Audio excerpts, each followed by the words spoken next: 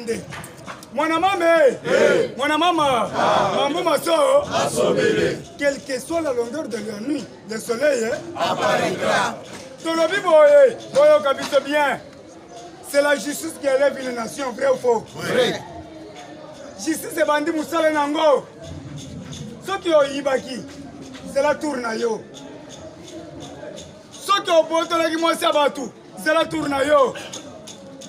Ce qui est au bout de la Guimoise Bandaku, c'est la tournayo. Ngonge Koki.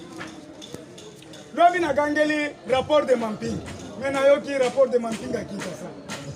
Bokoyo Kango. Sans formal. Rapport de Mamping. Tonton Mamping à qui? À Kinshasa.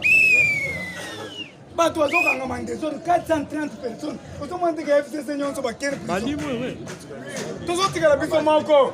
Mais avant la banda, tu as une minute de silence pour Fumu Sabata.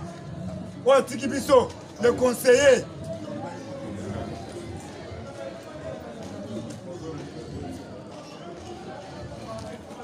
Merci beaucoup. Yaya Nzamba Zamalamu. Pona nini Nzamba Zamalamu. Après ce qui est inspiration et pas Félix Antoine Tshisekedi sur le moment où Antombolo. Alors non, Gilles Bazonan va piloter. Élément Makasina va piloter. Pour ceux qui te sangani na bambororo oyo. Toko kupebe. Ceux qui te sangani na ba bilokoso oyo. Toko kupebe. Tala lelo yo. Fumu Sabata tozaki na ye nyonso na bandalungwa kotoy. Soko yebise vie. Kende otala poison. Alobite. Lokwa mikeni sana longole yango. Lokwa mikeni sana longole yango. Nzoka longole te ezana ka. Président Nangai Jacob Kabeya. Tokutani de réunion na palais du peuple. Na palais du peuple. Il y a des témoins. Nayebisi avandi. Nayebisi lumbe mwete azoseka. Nayebisi nazomona komi mwindu makasi. Alobi eloko te. Nasina longoli babilo kwa mike. Nayebisi ma vie nazomona avant na kota nazaki accompagné na Ibrahim Kabila. Totelemina na Jeep na Ibrahim. Nayebisi vie mitalisa na moni tentire changer. Alobi Petina ngai, liboma na ngai naza bien. Oya benga ngaka liboma na ngai. Liboma naza bien. Mais nala mungabo yo akauki. Fumu Sabata tolekani na poids lourd. Ye na mutuka ngana mutuka. Atelemisi mutuka. Akata ni na koseka. Alobi peto komi na kar. Alobi wakazi. Mais peto za makazi ya. Na poids lourd atelemisi ka po mona ngai ya pepa ngai. Mais lelo bazo benga ngai Fumu Sabata kufi akauki toza kuna na palais du peuple Gilles Yaka na koyate à distance 100 mètres surtout bas Gilles pardon na kopé solar keba na kobanda ko sala na bino émission 100 mètres boy awa soyo ko zoyo moko italinga te. Un homme prudent voit le mal de loin. Sans formal. Osa combattre les autres parce que bayebi yo te me bayebi yo. Yo muto pesi pouvoir vrai ou faux? Vrai. Na kenda kana maleme biso ndeto pesi pouvoir oyo. Félix Antoine Tshisekedi sur le moment où Antombolo na Genève. Na buto lobi le changement sur Martin Fayulu. Awa nganya yena teni ya pembe mukoko. Atomboki 5 heures totomboki na bango to bandi ko kende biso nde to banda ti to kena permanence to tomboki si bato biso nde to banda kiao na lobi te le changement c'est vous to comme à 16h boy je retire ma signature ya mutu mususu ko lobi boy il ne faut pas dire ça na koloba mais c'est histoire oui on ne change pas l'histoire. Natongo to la muki boy. Le changement c'est Martin Fayulu. Vous voyez qu'il y a qui m'a quartier 4 heures. Allez quand on vient dans le bimbo longo nini. Le Félix andimi Martin Fayulu. 4 heures. Na sali mai kakabo. Mbangu na ye. Jura ngona ranga kate. Na moni 5h, Mukoko Telemi Kuna, Natinik. Tobandi Kolela, Tobandi Kolela. Tobandi à 16h, moi. Je retire ma base m'a décidé. T'as la tombe de l'Iboko Gangaba.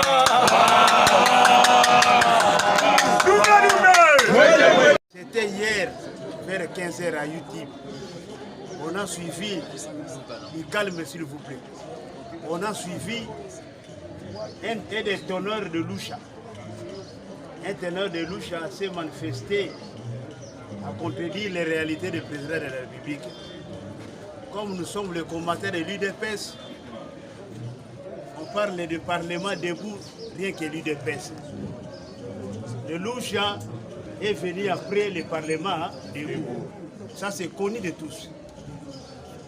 Comme la personne en question s'est exprimée en langue de Voltaire, nous aurions encore lui répondre en langue de Voltaire, qui est la langue française. Mes chers combattants, le louche en soi, il a parlé sur les 3 points. Les 3 points qui sont, premier point, il met en garde le président Félix Tshisekedi de ne pas oser si le glissement. Et voilà aussi notre réponse. Le glissement d'ailleurs en soi, le glissement est constitutionnel, qui ne le sait pas. Enfin l'article 70, qui dit l'article 70? Le président reste en fonction jusqu'à l'installation de nouveau président élu. Ce n'est pas un glissement, c'est un glissement. C'est bien constitutionnel. D'ailleurs, nous faisons encore un rappel des tactiques de notre population. C'était en 2005. On nous a mené un référendum que tout le monde le connaît. Nous invitons le peuple congolais de voter oui. C'était ça le langage de la communauté internationale. Tout le monde le sait. La communauté internationale en soi, ils étaient tous derrière que la population puisse voter oui. Mais sauf la personne de triste mémoire qui est la personne Etienne Tshisekedi a osé devant la communauté internationale à dire que j'invite le peuple congolais de ne pas voter ni oui ni non. Cela veut dire de boycotter. Pourquoi? Parce que cette constitution a été mal élaborée, mal conçue. Voilà aujourd'hui, le louche met en garde contre le président Félix de ne pas oser déglisser. Qui vous a dit le président Félix? Président, tu calmes sur le boucher. Écoutez attentivement. Ce sont des réactions, il faut les dire tout haut. Le loucha, c'était les accompagnants du Parlement des Gouvernements. Et voilà aujourd'hui, le président Félix, le mal qu'il a fait, ils ont compris qu'avec le phénomène coalition a été mal interprété. Vous savez tous, tout le monde disait, le président, mettre la fin à cela. Et c'était fait. Là, automatiquement, je passe sur le deuxième point, l'union sacrée.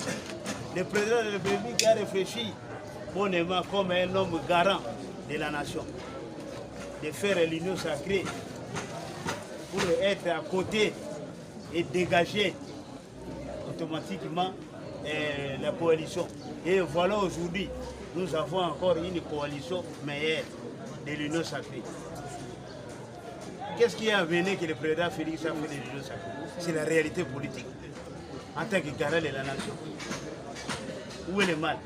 Les louches parlent de l'union sacrée comme moyen de s'exprimer, moyen de se positionner du président Félix. Or, c'est fait un garant de la nation. C'est logiquement. Ça, c'est le deuxième point. Le troisième point, c'est regrettable. Les louches ont préféré être à l'opposition avec l'FCC. Ils sont là pour attendre l'FCC dans l'opposition. Et d'ailleurs, les louches à Prodosa, nous allons ensemble avec l'FCC pour faire l'opposition.